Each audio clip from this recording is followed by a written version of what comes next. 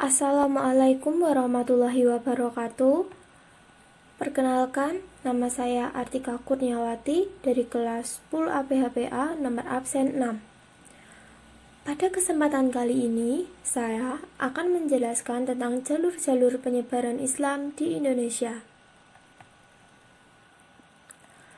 Bukan menjadi rahasia umum lagi jika Indonesia merupakan negara dengan jumlah penduduk muslim terbesar di dunia. Lalu, bagaimana hal tersebut bisa terjadi? Apakah ada peristiwa di masa lalu yang menjadi penyebab berkembang pesatnya Islam di Nusantara? Untuk memahaminya lebih lanjut, mari simak penjelasan berikut ini. Proses masuk serta perkembangan agama dan kebudayaan Islam ke Nusantara umumnya berjalan dengan damai. Oleh karena itu, Islam mendapat sambutan yang baik dari masyarakat.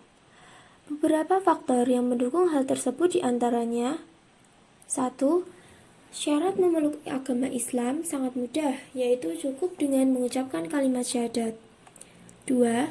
Tata cara peribadatan Islam sederhana, tidak memerlukan persiapan yang rumit. 3. Islam tidak mengenal pelapisan sosial seperti halnya agama Hindu dengan sistem kastanya.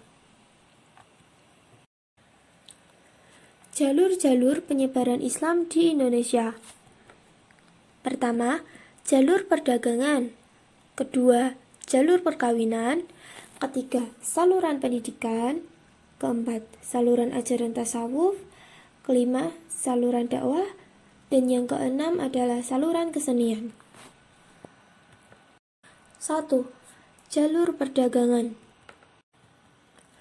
Perdagangan merupakan jalur utama dan pertama penyebaran Islam di Indonesia. Menurut Tom Peirce, pada abad ke-7 sampai abad 16, lalu lintas perdagangan di Nusantara sangat ramai. Pedagang Islam dari Gujarat dan Timur Tengah, yaitu Arab dan Persia, saling bertemu dan bertukar pengaruh dengan pedagang Nusantara. Semakin hari, jumlah pedagang Muslim semakin bertambah, sehingga mereka mendirikan sebuah perkampungan di pesisir pantai yang disebut Pekojan.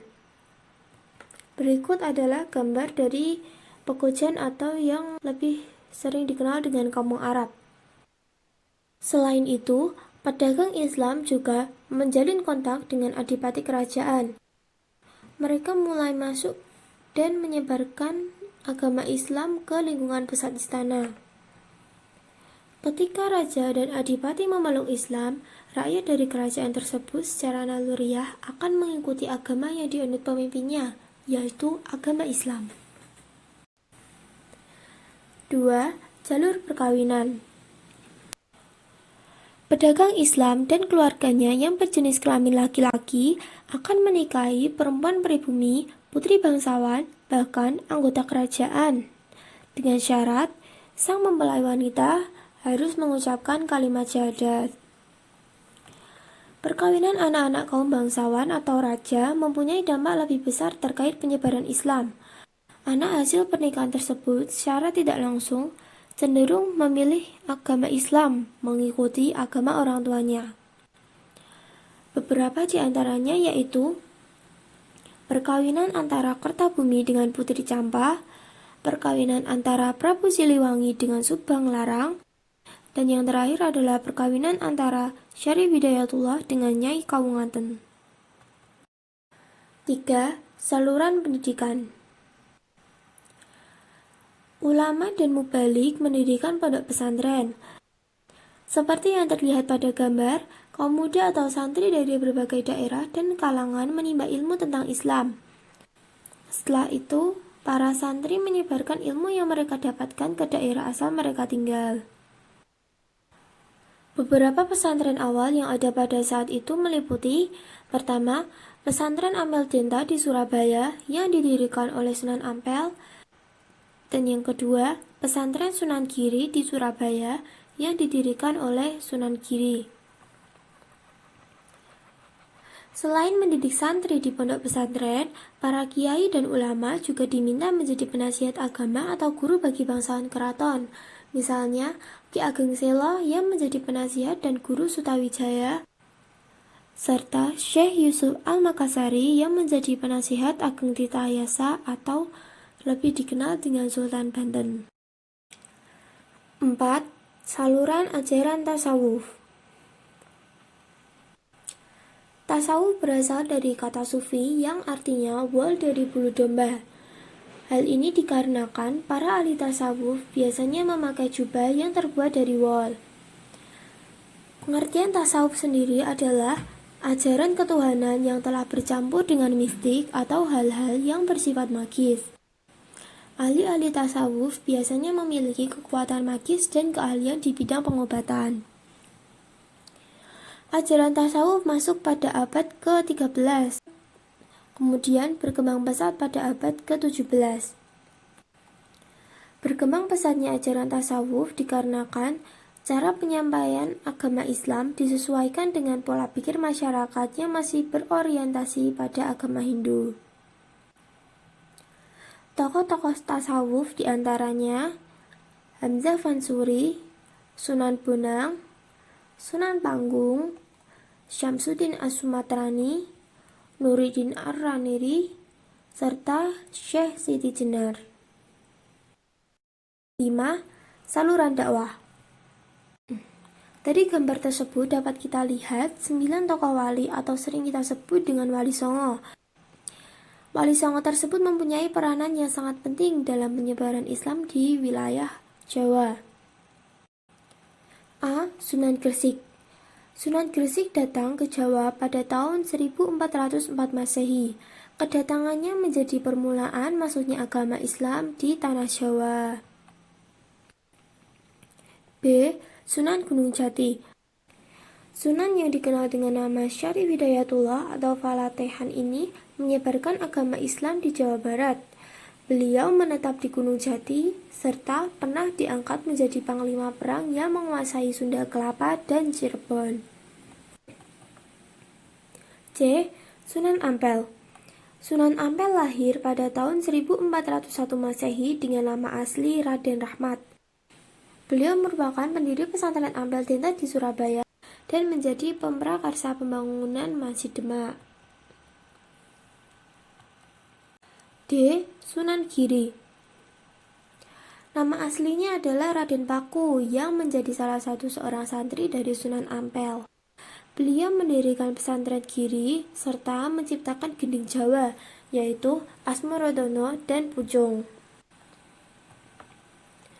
E. Sunan Bonang. Nama aslinya adalah Raden Maulana Maghdum Ibrahim. Sunan Bonang menciptakan gending Jawa, yaitu Bonang dan Durma.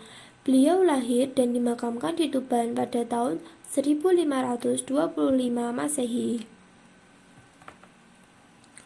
F. Sunan Kudus.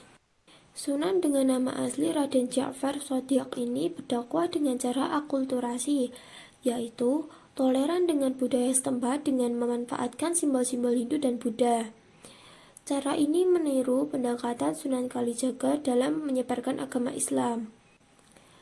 Selain memahami ilmu agama, beliau juga memahami fikih atau hukum-hukum Islam dan juga ilmu tauhid. G. Sunan Kalijaga. Nama aslinya adalah Raden Said. Beliau masuk Islam karena pengaruh Sunan Bonang. Saat berdakwah, Sunan Kalijaga memanfaatkan wayang sebagai media. Caranya dengan memasukkan ajaran-ajaran Islam pada cerita Ramayana dan Mahabharata. Selain itu, Sunan Kalijagalah yang mengenalkan tradisi sekaten atau maulid dalam rangka memperingati hari lahirnya Nabi Muhammad SAW. H. Sunan Muria. Nama aslinya Raden Umar Said. Beliau merupakan putra dari Sunan Kalijaga dan tinggal di kaki Gunung Muria, Jawa Tengah. Berbeda dengan dakwah Sunan lainnya, Sunan Muria memilih berdakwah di daerah terpencil, mengajarkan keterampilan bercocok tanam, berdagang, dan melaut pada rakyat sekitar, terutama pada fakir miskin. Beliau juga menciptakan gending Jawa, yaitu Sinom dan Kinanti. I. Sunan Derajat. Nama aslinya adalah Maunad Syarifuddin. Beliau berdakwah di Jawa Timur serta menciptakan gending Jawa, yaitu Pangkur. Sunan Derajat juga dikenal berjiwa sosial karena sangat peduli pada kaum miskin dan kaum duafa. 6. Saluran kesenian. Dalam penyebaran Islam melalui saluran kesenian, terjadi proses akulturasi. Artinya, kesenian yang telah berkembang sebelumnya tidak hilang, tetapi diperkaya lagi dengan seni Islam yang ada. Kesenian yang berkembang pada saat itu diantaranya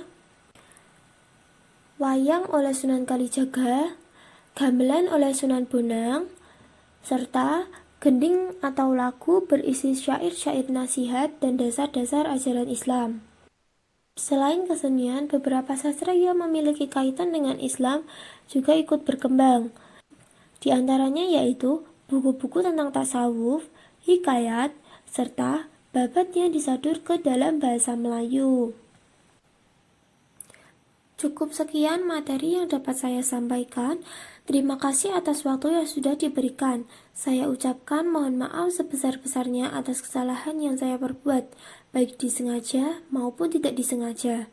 Tetap menjaga kesehatan dengan melakukan upaya 3M, memakai masker, mencuci tangan dengan sabun dan air mengalir, serta menjaga jarak minimal 2 meter dari orang lain. Wabillahi taufiq wal hidayah. Wassalamualaikum warahmatullahi wabarakatuh.